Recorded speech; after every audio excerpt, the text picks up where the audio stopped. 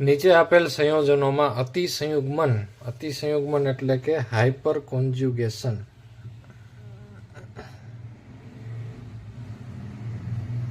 એ કયા સંયોજનમાં થશે તે જણાવવાનું છે.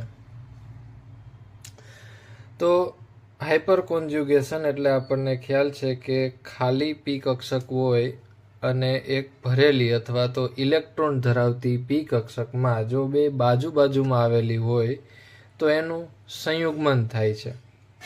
અને ઓવરલેપિંગ સંયુગ્મન આપણે કહીએ તો એને ઇંગ્લિશમાં હાઇપર કોન્જ્યુગેશન કહેવામાં આવે છે.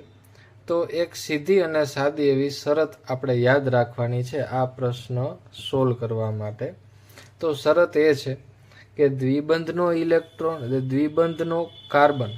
દ્વિબંધ ધરાવતો કાર્બન અથવા તો મુક્ત ઇલેક્ટ્રોન ધરાવતો કાર્બન. તો આપણા આ પ્રશ્નમાં મુક્ત ઇલેક્ટ્રોન ધરાવતા કાર્બન આપેલા છે. અહીંયા વિકલ્પ બી માં પણ અહીંયા આ મુક્ત ઇલેક્ટ્રોન ધરાવતો કાર્બન છે. તો મુક્ત ઇલેક્ટ્રોન ધરાવતો કાર્બનની બાજુનો કાર્બન એ હાઇડ્રોજન પરમાણુ ધરાવતો હોવો જોઈએ.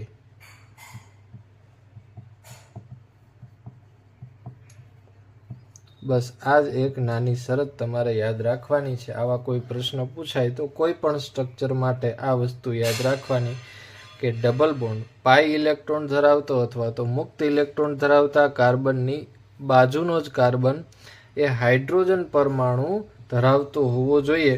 તો આપણે ત્રણેય સ્ટ્રક્ચરની અંદર નજર કરીએ તો પહેલું બંધારણ છે એમાં મુક્ત ઇલેક્ટ્રોન ધરાવતો કાર્બન ફ્રી રેડિકલ.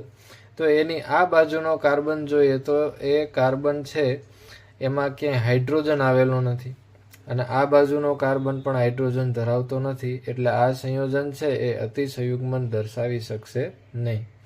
બીજા નંબરનું બંધારણ છે એમાં કાર્બનની સાથે ત્રણેય બાજુએ ફિનાઇલ રિંગ જોડાયેલી છે એટલે કે બેન્ઝીન રિંગ જોડાયેલી છે અને એમાં પણ આની જેમ જ ક્યાંય હાઇડ્રોજન આવેલો હોતો નથી. તો આમાં પણ અતિસંયુગ્મન થઈ શકશે નહીં.